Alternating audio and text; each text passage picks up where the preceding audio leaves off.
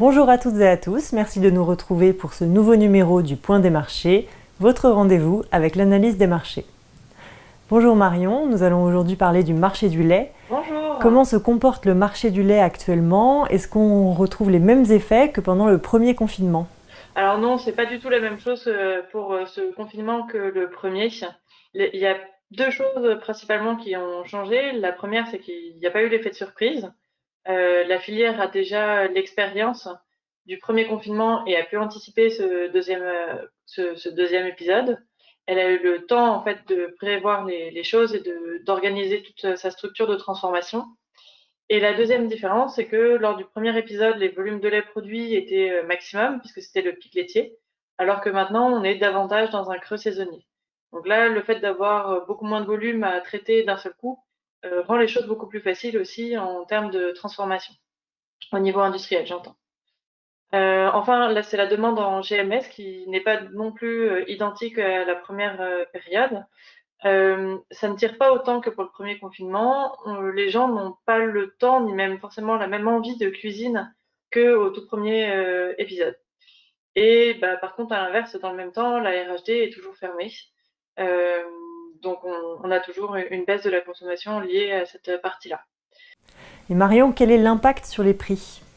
Alors l'impact sur les prix, aujourd'hui, en fait, on se rend compte que depuis plusieurs semaines, les prix sont extrêmement stables, ce qui en soi peut être surprenant parce que les prix du lait sont, enfin, on va dire des produits laitiers sont de fait volatiles et c'est pas du tout ce qu'on observe. Alors pourquoi?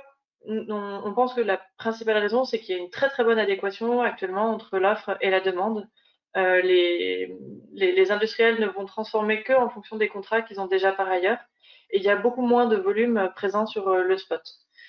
Après, l'autre point, c'est donc ça, c'est vraiment la situation maintenant.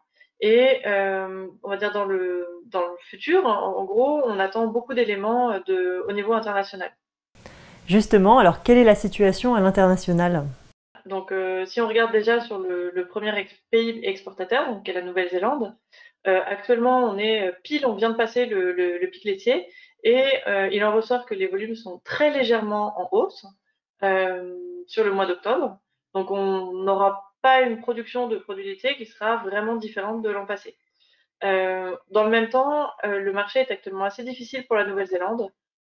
Sur la compétitivité à l'export, elle n'est pas extrêmement présente et donc elle perd des parts de marché à l'export face à d'autres pays, comme par exemple les États-Unis. Justement, d'ailleurs, les États-Unis, donc eux, c'est l'inverse, ils ont une très forte croissance de la production actuellement.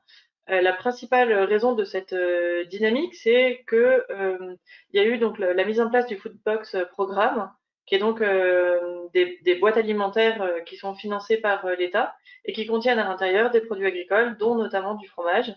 Et ça a vidé complètement les stocks et ça entretient en fait, si vous voulez, des prix relativement élevés, ou ça a entretenu plutôt, puisque ça a baissé la semaine dernière, mais ça a entretenu des prix relativement élevés sur le fromage.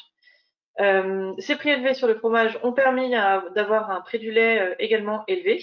Et donc, les éleveurs réagissent à ces prix importants en augmentant la production. Maintenant, cette stratégie, elle va peut-être être complètement modifiée. Pourquoi? Parce que si sur les derniers mois, la dynamique export, notamment en poudre, elle a été très forte parce qu'ils ont été très agressifs sur les marchés export, c'est plus autant le cas maintenant. Les acheteurs sont un peu moins présents aussi. Et donc, si les États-Unis ne trouvent pas le marché export pour pouvoir écouler leur surplus, du coup, ce sera des stocks plus importants et donc plutôt une situation bien plus lourde que actuellement. L'autre point, et qui va être beaucoup plus impactant pour les prix des produits laitiers en Europe, c'est l'issue des négociations sur le Brexit. On est maintenant à un mois de la fin. On ne devine pas un futur accord. En même temps, peut-être que tout se fera au dernier moment.